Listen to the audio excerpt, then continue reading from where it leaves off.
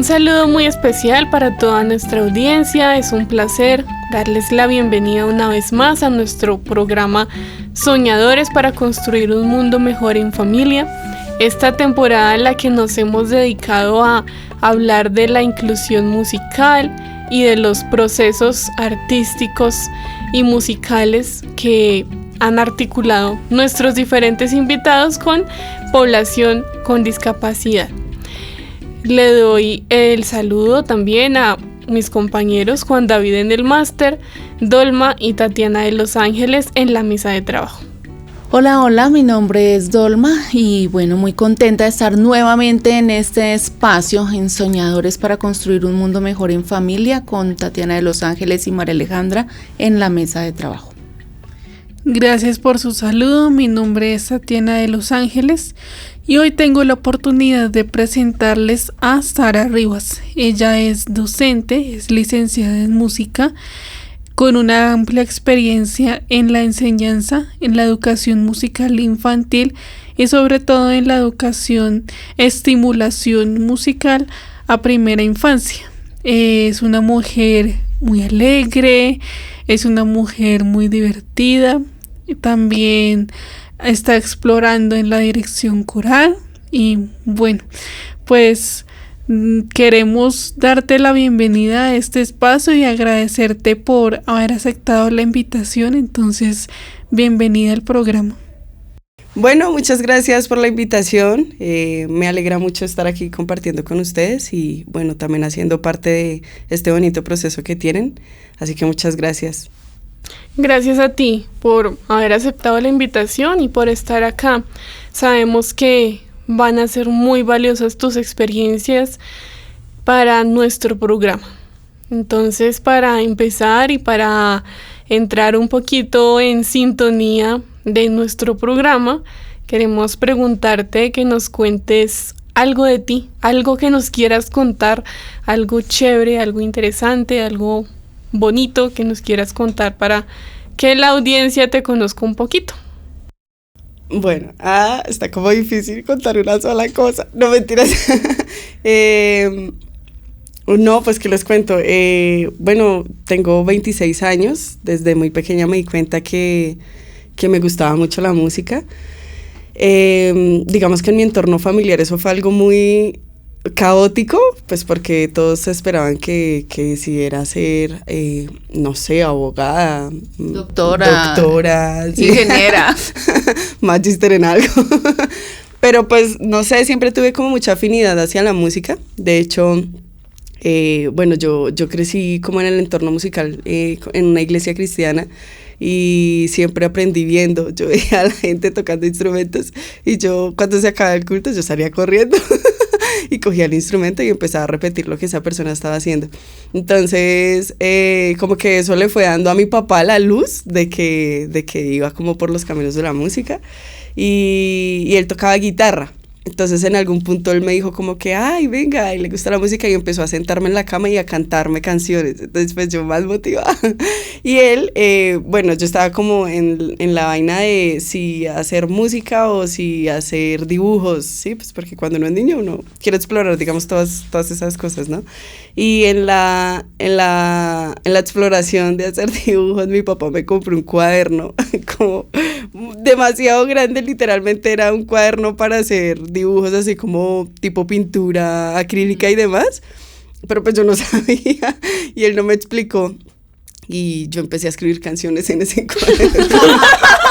Y era muy chistoso porque escribía la letra literal, cada letra era igual de grande a mi mano. Entonces mi papá dijo, no, como que definitivamente la niña sí es la música. Es la música. Y cuando crecí, yo dije, voy a estudiar programación de software. ¿Por qué? Porque dije, sí, la música como que no es lo mío, no sé qué. Pero yo seguía escribiendo mis canciones, ¿no? Pero dije, vamos a estudiar programación de software. Y me presenté y no me aceptaron. Y me volví a presentar y no me aceptaron. Y me volví a presentar y no me aceptaron. Entonces yo dije, voy a hacerme un curso de música a ver qué pasa. Y me hicieron una audición para entrar a estudiar música. y yo penosa, desafinada, sin saber tocar piano.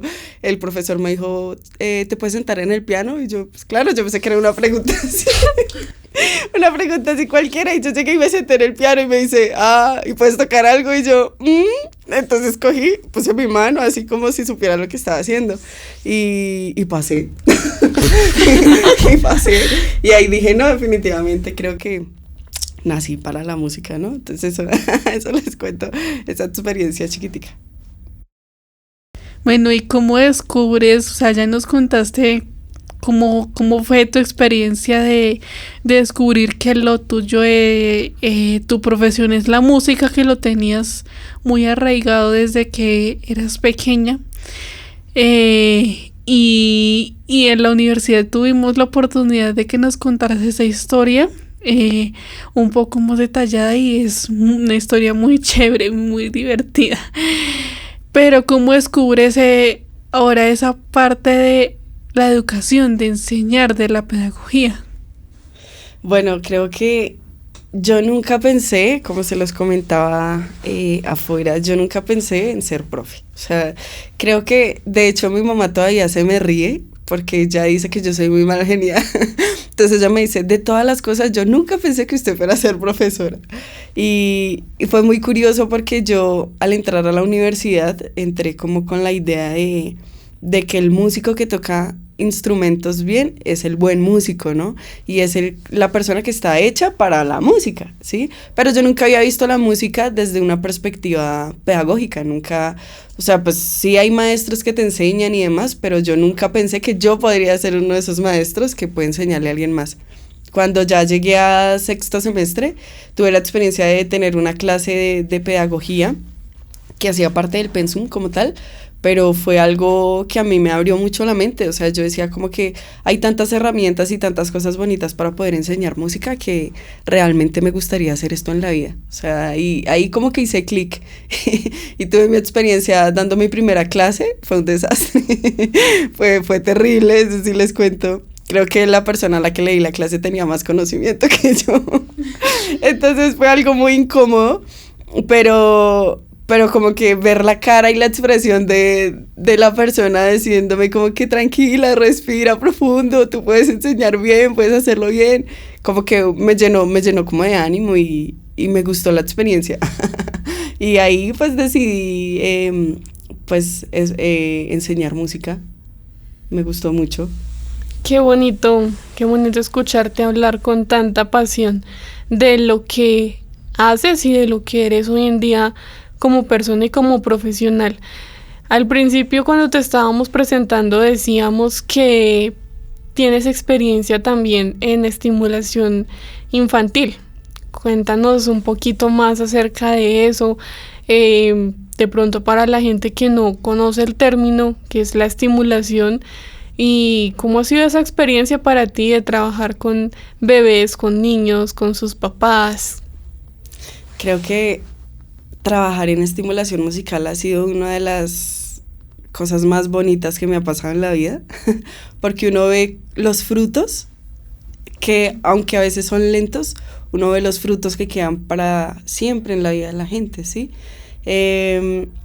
Bueno, trabajo en estimulación musical hacia bebés, primera infancia.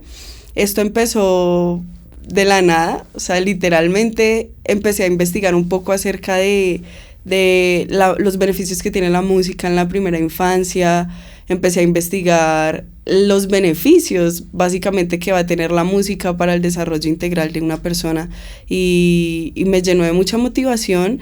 Recuerdo que la primera vez que intenté dar una clase de estimulación musical a bebés fue súper caótico porque me invitaron a un jardín, pero yo no sabía que era un jardín. O sea, yo pensé que era una academia de música, ¿sí? Entonces pues yo fui y yo pensé que habían instrumentos y demás, sí, porque creo que les faltó darme un poquito más de contexto. Y bueno, llegué al lugar y demás y tenía como, sin mentirles, como unos 25 niños y eran chiquiticos, eran como de 2 añitos menos. Y eso para mí fue un caos, claro, eso para mí fue como ¿qué está pasando? Y en ese momento no tenía tanto conocimiento, sin embargo, cada vez que yo cantaba una canción, ellos se alegraban y corrían y gritaban y estaban muy emocionados por el tema de poder escuchar cantar a alguien, de poder dar una clase de música, y creo que ahí como que tuve ese primer encuentro con la estimulación musical. Ahorita me he dedicado más a ello, tengo un proyecto muy bonito con respecto a la estimulación, en donde también trabajo con el cuidador, con los padres, dando también a entender que la música no es solamente una herramienta para distraer al niño, una herramienta para que él se motive a hacer algo en el día, sino que me di cuenta que esto también ayuda mucho para lo que tiene que ver con el lenguaje, lo que tiene que ver con la motricidad y más que todo también para ser persona social y saber que va a estar rodeado de mucha gente y que la música es algo que mueve fibras y conecta a las personas, ¿sí? Entonces es algo muy gratificante, es algo muy bonito. Verlo en bebés, ya ver su crecimiento, ya cuando empiezan a hablar, ya cuando empiezan a reconocerte, cuando ya empiezan a conocer las canciones, a bailar, a tararear, ¿no? Es algo muy enriquecedor en realidad. Ya cuando te dicen, profe Sala. Profe Salita. Qué bello. Sí. Bueno, Sarita, tú estás hablando de, tengo un proyecto, ¿cierto? Entonces, cuéntanos un poquito más a profundidad sobre ese proyecto, porque si no estoy mal, ese proyecto hizo parte del proyecto de grado, ¿cierto? Y es súper interesante porque nos contabas fuera de cámaras que le ayudó en la parte de lenguaje a una niña. Entonces, quisiera que nos contaras un poquito más ese secreto de cómo es. Bueno, yo tengo un proyecto que se llama Teacher Cerito. Eso es como un acrónimo de mi nombre, y el teacher porque mi primera estudiante precisamente con la que empecé estimulación y dándole clases de piano, ella me decía teacher siempre, entonces se me quedó ahí el teacher eternamente.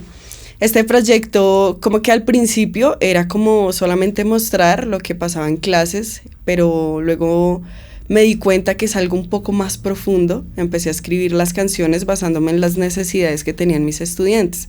Entonces, digamos que una vez tuve una experiencia en donde me subí a un ascensor y había una niña pequeña, tenía más o menos unos 4 años, y iba con la mamá y ella me miró y como que me preguntó algo, pero yo no le entendí. O sea, no le entendí, entonces yo le pregunté a la mamá que cuántos años tenía la niña. Entonces ella me dijo, no, sí tiene 4 añitos, pero ella no ha soltado la lengua. Entonces yo me quedé pensando en él no ha soltado la lengua. Entonces de ahí empecé a como a prestarle más atención al tema de lo que tiene que ver con la estimulación de la lengua oral.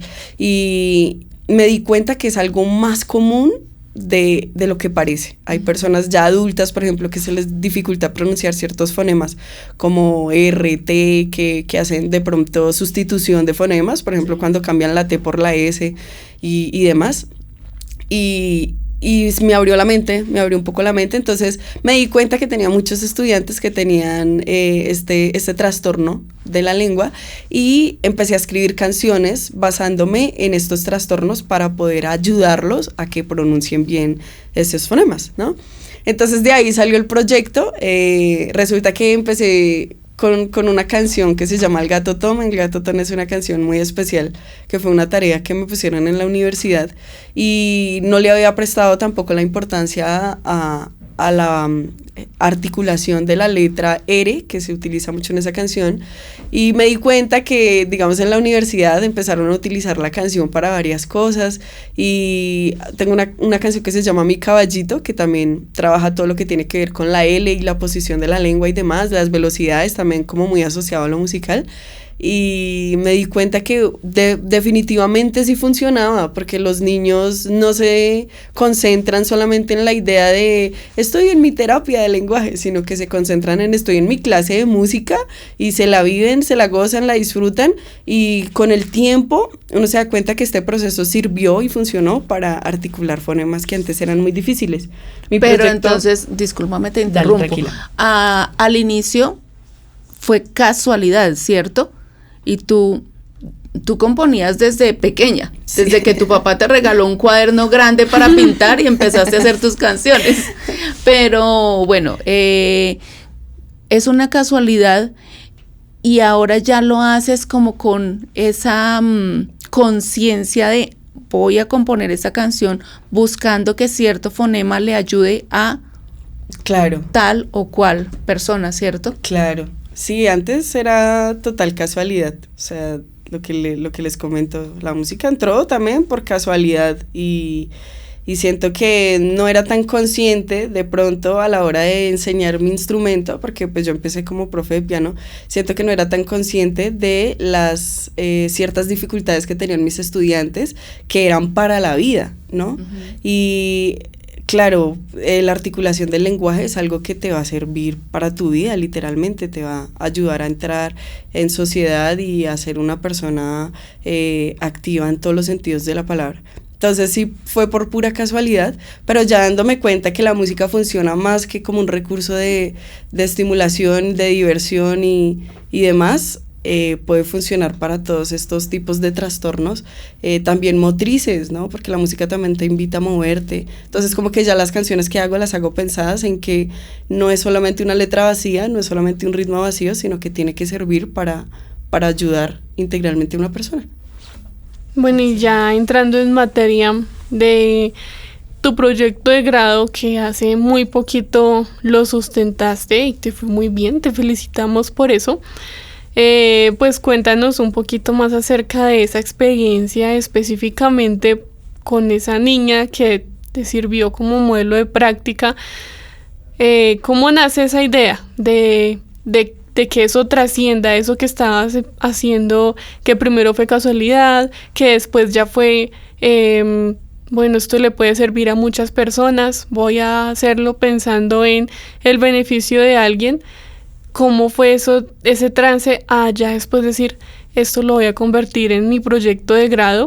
Y pues que es algo que no solo le va a ayudar a los niños, sino a los que estamos estudiando música también, porque en algún momento uno va a decir, necesito mirar para mi proyecto de grado y este proyecto está chévere, a ver qué hizo Sara. Entonces, ¿cómo fue esa experiencia de ya trascenderlo a algo más investigativo y profesional?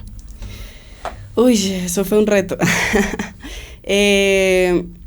Bueno, yo hice mi proyecto de grado con una niña que se llama Sarita. Ella también tiene 4 años y tiene un trastorno en la lengua oral que se llama dislalia múltiple. La dislalia múltiple es como la incapacidad de pronunciar ciertos fonemas, pero por falta de estimulación. O sea, no tiene que ver con algo cognitivo, sino es más con estimulación. Siento que fue todo un reto, claramente, porque no es lo mismo. Yo no soy fonoaudióloga y no trabajo como, digamos, en el campo de la musicoterapia todavía, pero me di cuenta que el discurso y el juego a través de la música podría funcionar muy bien. Además que tuve la experiencia de hablar con los padres y pues obviamente siento que no todos los padres tienen como los recursos necesarios y suficientes para poder llevar a su hijo fonoaudiólogo a terapias que son bastante costosas. Entonces como que quise articular la estimulación de la lengua oral con el acompañamiento del cuidador. Entonces, la mayoría de canciones que hice las pensaba también para que el cuidador pudiera acompañar el proceso, ¿no? Desde casa. Entonces, hacía música para que la niña se divirtiera, pero como que también tuviera esa necesidad de hablar y contarle al cuidador, mira, esto es lo que se hace en esta canción. La profe dijo que moviéramos la lengua de tal forma, la profe dijo que nos teníamos que mover, que teníamos que despelucarnos en esta canción, ¿sí? Entonces como que fue algo muy, muy gratificante también. Lastimosamente por falta de tiempo el proceso como que no se pudo llevar con juicio, digámoslo de esa forma, pero sí se vieron varios resultados, sobre todo en la regulación de la niña, porque raramente, ahí les cuento, los trastornos de habla, generalmente uno piensa que solamente afectan el que la persona te entienda, pero también afecta muchos procesos cognitivos, ¿no?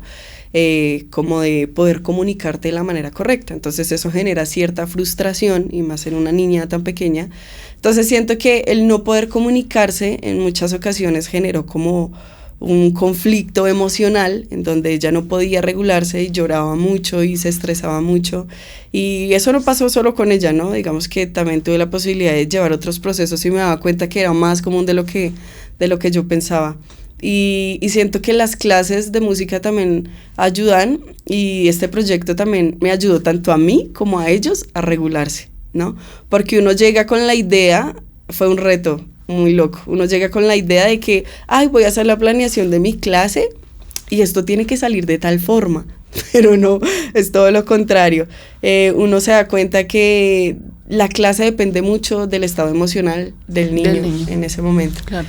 Entonces, como que este proyecto buscaba, de cierta forma, asociar lo que pasa en casa, lo que pasa internamente con la persona, con el niño, y lo que pasa externamente, ¿no? El compartir con otras personas, el compartir la música sin que él sepa o sin que ella sepa que es una terapia, ¿sí? Que es un proceso de estimulación.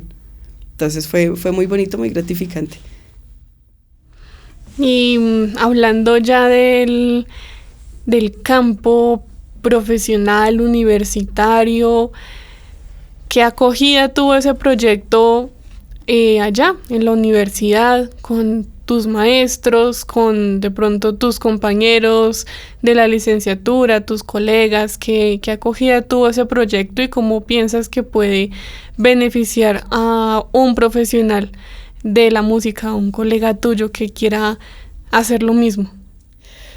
Bueno, yo siento que tuve una acogida bastante bonita, amplia. La verdad no me lo esperaba, en realidad, pero siento que vi muchas personas motivadas a este proyecto, a continuarlo también, porque dentro de las clases como licenciados en música a veces nos enfrentamos a retos que, pues, con los que no contábamos, ¿no? Que no sabíamos que íbamos a tener, y a veces eso nos desconcerta un poquito.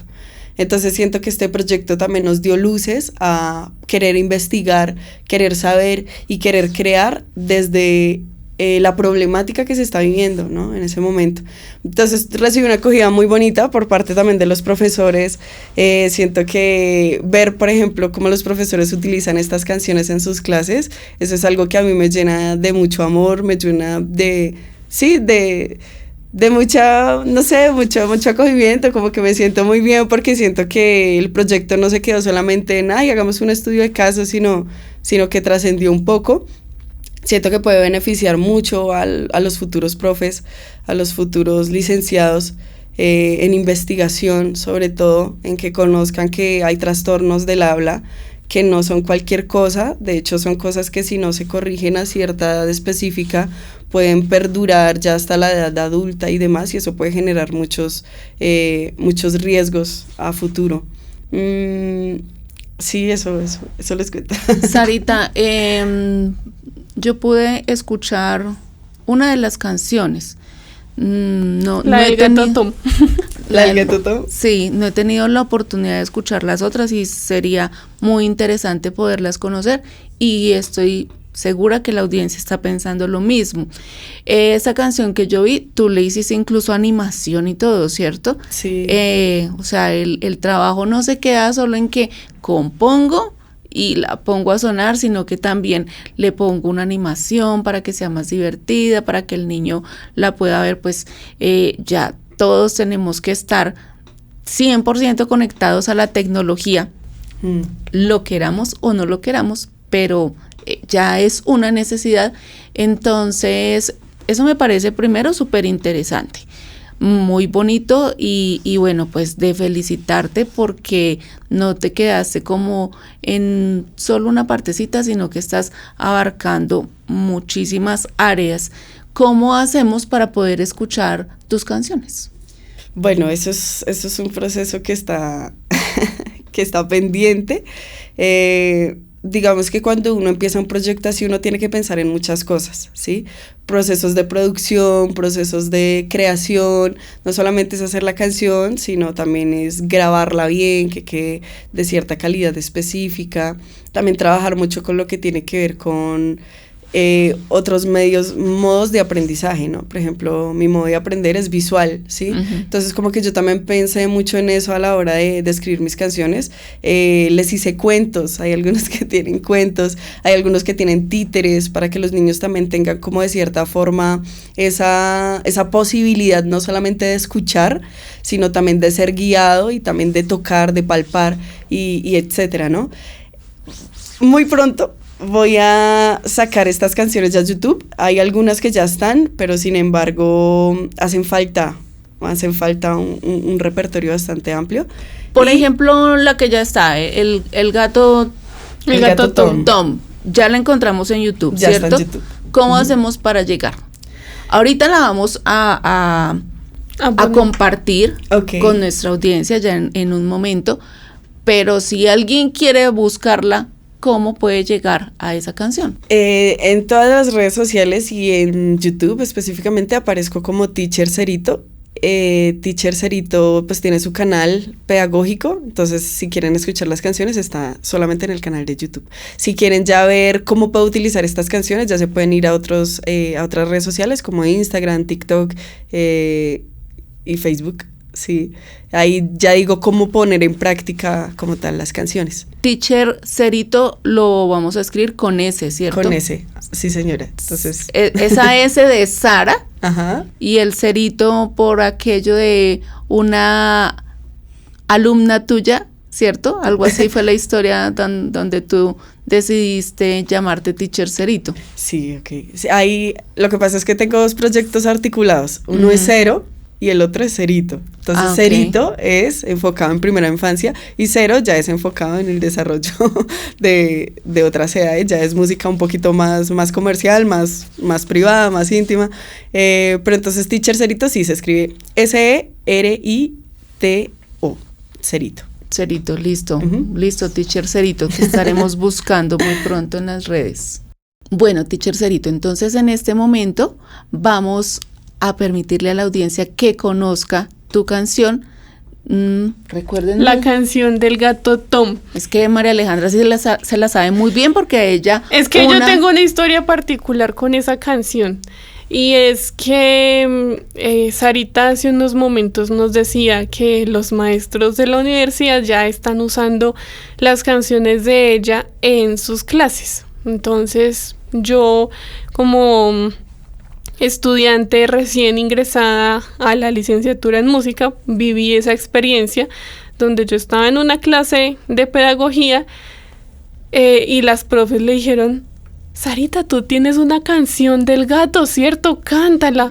Y bueno, ella nos la cantó, nos contó la historia de cómo la había compuesto y se me quedó muy, muy grabada. Desde ahí supe que tu vocación eran los niños, desde ese momento que nos presentaste la canción. Y pues era una clase de pedagogía, entonces yo como que conecté con... Ella es pedagoga infantil, muy chévere, me encanta lo que hace. Tan bonita. Entonces, como que por eso lo tengo muy, muy, muy, muy presente. Y sé que fue tu primera canción, que fue para una tarea que salió muy bien y que de una tarea pues ya tienes todo un emprendimiento. Entonces, sin más preámbulo, con ustedes la canción del gato Tom.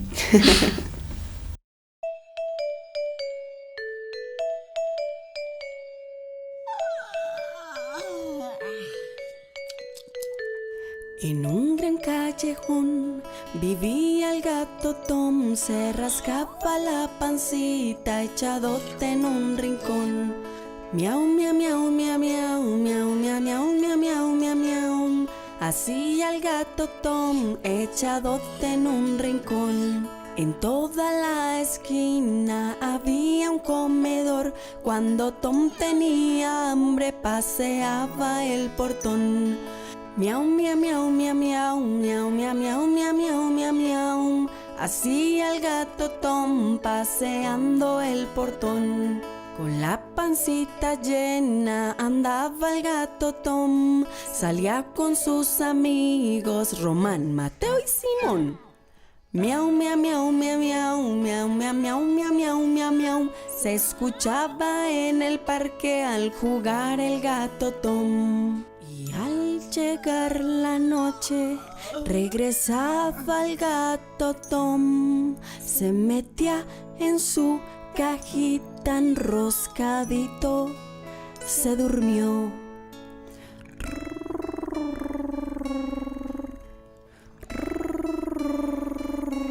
Se escuchaba en su cajita al dormir el gato Tom.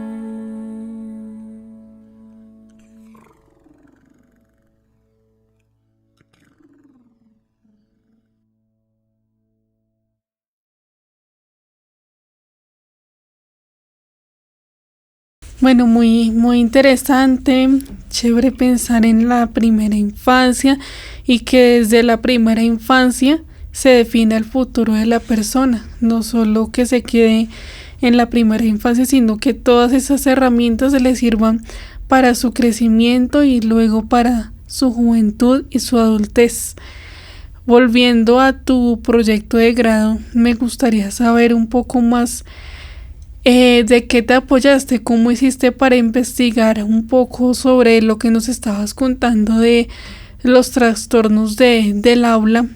¿Cómo, qué redes buscaste? ¿Qué fuentes de apoyo buscaste para poder, por un lado, investigar y por otro lado, esas herramientas para trabajar con tu estudiante?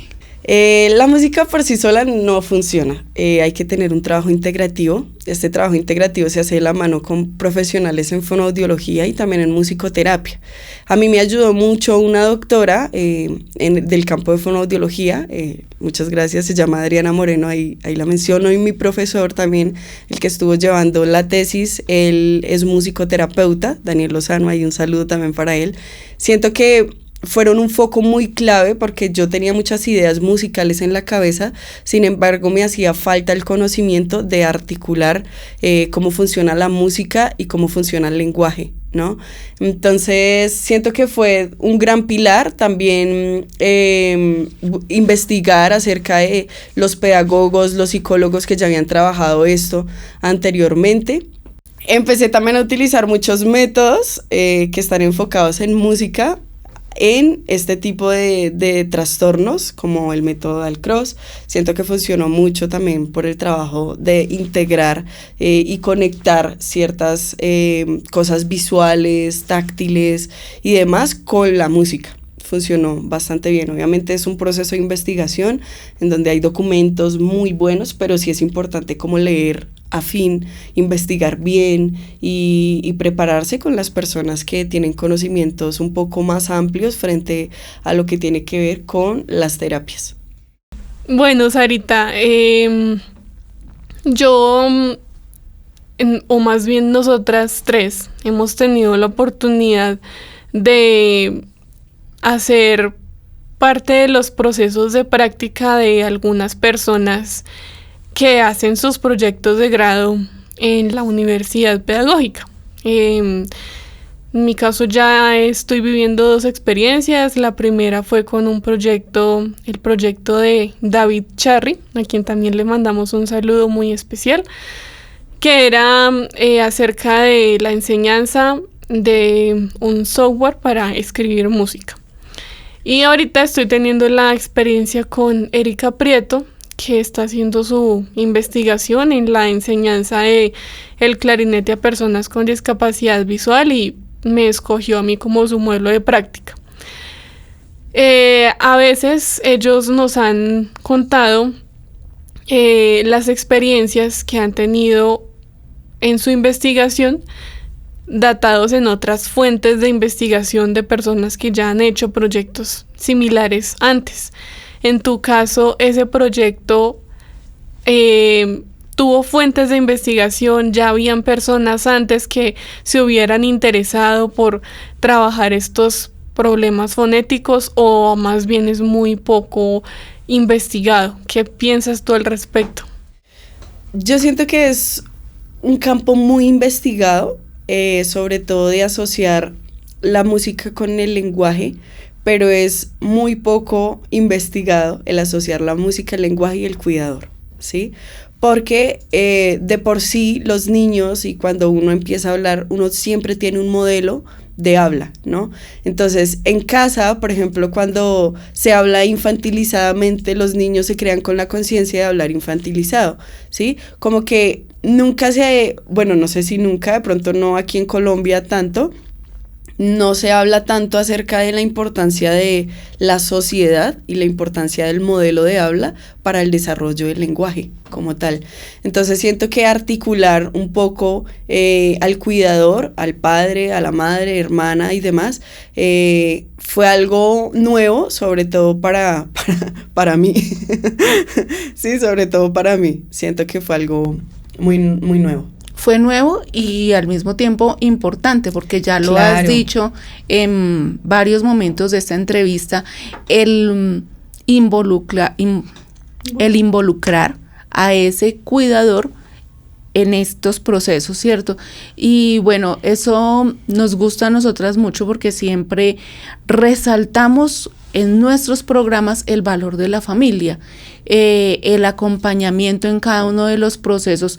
Por lo general estamos hablando mucho de discapacidad, en este momento no es el tema, pero sin embargo se sigue viendo esa importancia de que la familia sea partícipe en los procesos y mucho más en menores, en esa primera infancia. Entonces, pues nos alegra mucho que tú resaltes tanto, que tú hayas valorado la importancia de ese proceso, de esa necesidad de que esté ahí presente la familia en los procesos del niño.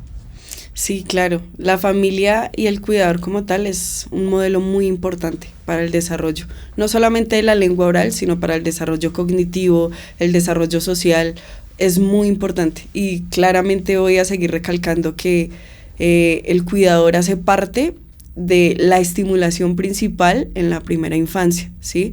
El niño primero te empieza a escuchar a ti, a la mamá, por ejemplo, conoce tus sentimientos, conoce cuando tú hablas, por ejemplo, los motivos que utilizas al hablar. ¿Estás alegre, triste? ¿Sí? Claro.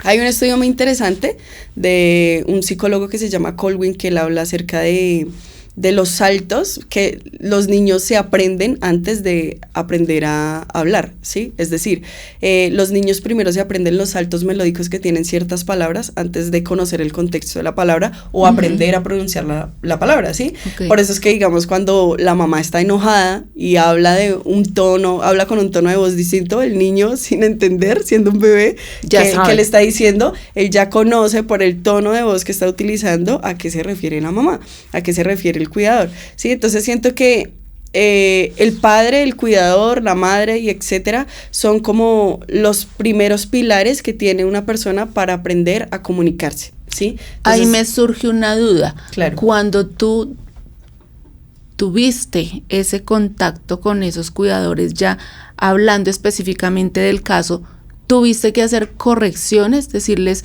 oye, no hables de esta manera, o no era necesario, o simplemente era involucrar lo que tú hacías con el diario o con la cotidianidad. Es importante, sí, vivir la experiencia, porque es también importante conocer el contexto del estudio de caso, ¿no? Es importante conocer la niña. Y dentro de su contexto, ella se la pasa principalmente más con sus abuelos que con sus padres. Entonces, esta brecha de edad es una brecha muy importante psicológicamente también, porque, claro, los papás como no están y como son el vínculo más cercano, la diferencia de edad entre los abuelos y los niños ya es bastante amplia, entonces los abuelos no saben de cierta forma muchas cosas que se viven en el siglo XXI, ¿me hago entender? Okay. Entonces no conocen muchas cosas del contexto, como por ejemplo no tener el habla infantilizada que les había dicho antes, ¿no? Entonces, a modo de consentir a la niña, se cometía el error de hablarle muy, muy agudo, ¿no? Muy...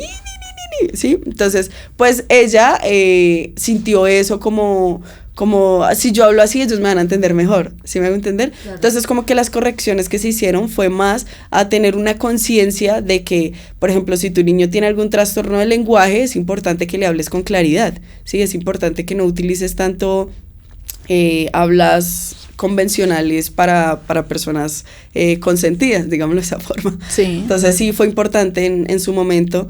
Y también tú me decías ahorita el tema del uso de la tecnología, que todos lo necesitamos y lo estamos de cierta forma adoptando muy bien, pero también es importante tener cuidado con el tema de la sobreestimulación con la tecnología, porque eso también puede afectar áreas del lenguaje, ¿sí? Okay. Entonces, digamos, los niños no sabemos qué escuchan, ¿sí? No sabemos de pronto qué está detrás de la pantalla y cuál es el modelo que están teniendo acerca de cómo se habla, ¿sí? Entonces, como que sí fue importante hacer ciertos puntos específicos, como ciertas conexiones, pues para que ella pudiera de cierta forma ganar campo y tener un proceso de estimulación correcto.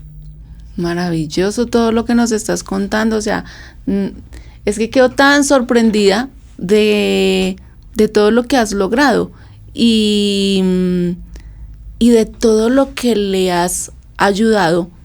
Hablemos del caso específico de la niña, pero de ahí para allá van a venir muchas ganancias para muchas familias. O sea, porque no solo estás beneficiando a un ser, sino que estás beneficiando a un núcleo completo.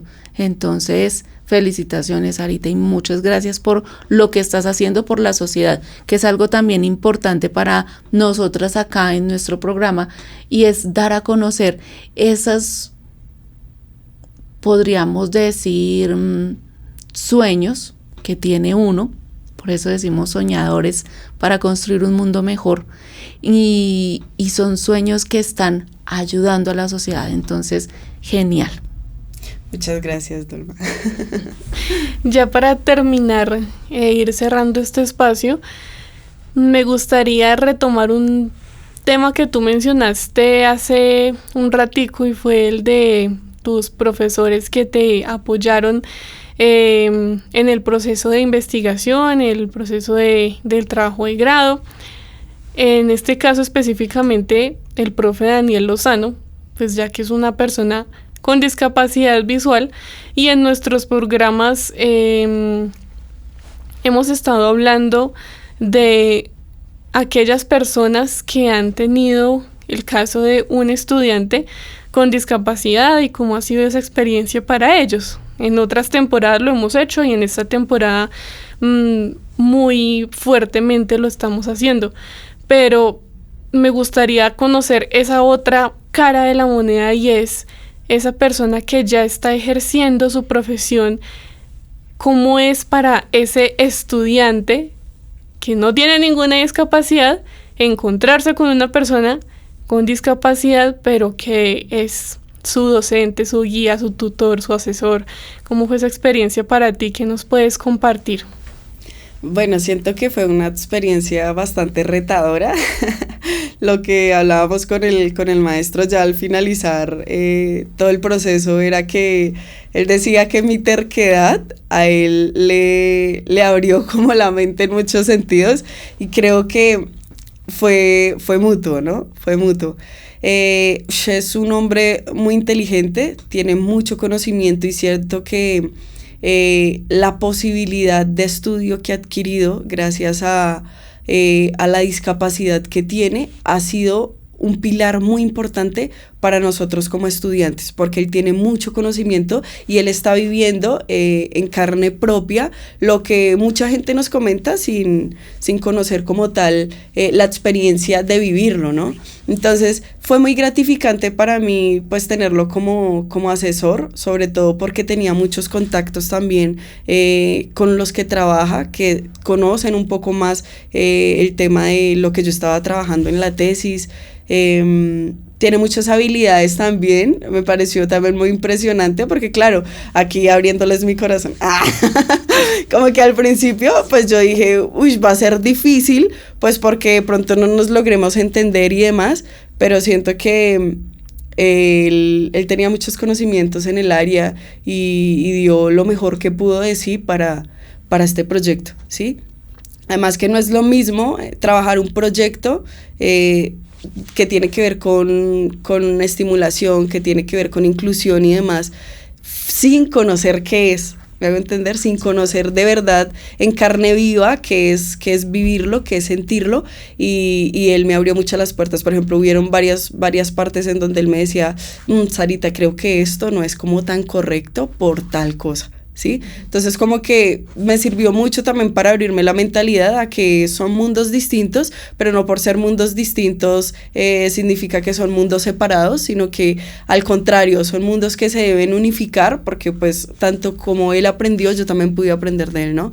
Entonces como que fue un trabajo muy a la mano. Y le agradezco por los conocimientos que me pudo brindar y también por motivarme, ¿no? Porque ya al final de la tesis uno no quiere seguir, uno no quiere hacer mucho, ¿sí? Entonces como que la motivación de continuemos, hagámosle, pues fue también muy gratificante.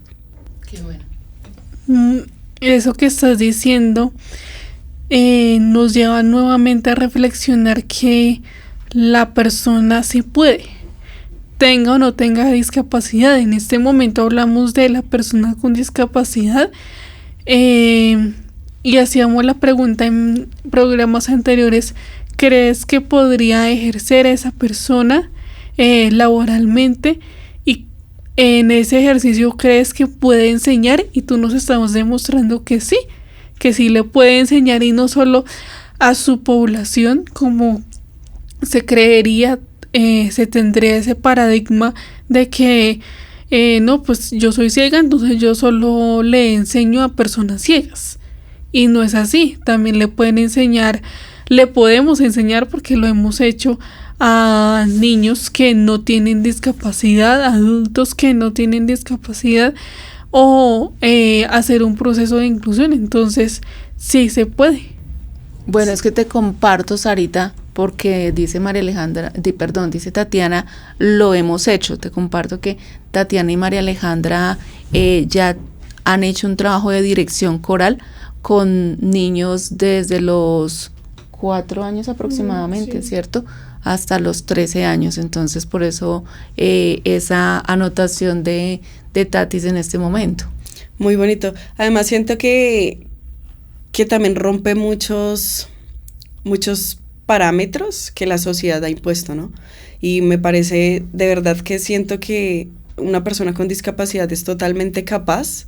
Es más, yo siento que eso también, las personas que tienen algún tipo de discapacidad que acceden al estudio también de cierta forma se motivan a investigar más, ¿no? Y a conocer más. Entonces siento que la articulación entre una persona sin discapacidad y una persona con discapacidad es bastante bonita, también por el tema de que en el futuro tú ya no creces con la idea de, uy, no, él no puede, uy, no, él no sabe, sino es por el contrario.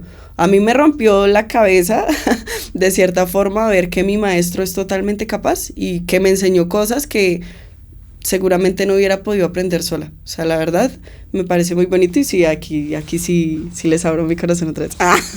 Aquí sí las motivo a continuar adelante, porque esto es algo muy bonito y es algo que uno se lleva, es algo que impacta de cierta forma, y es para bien.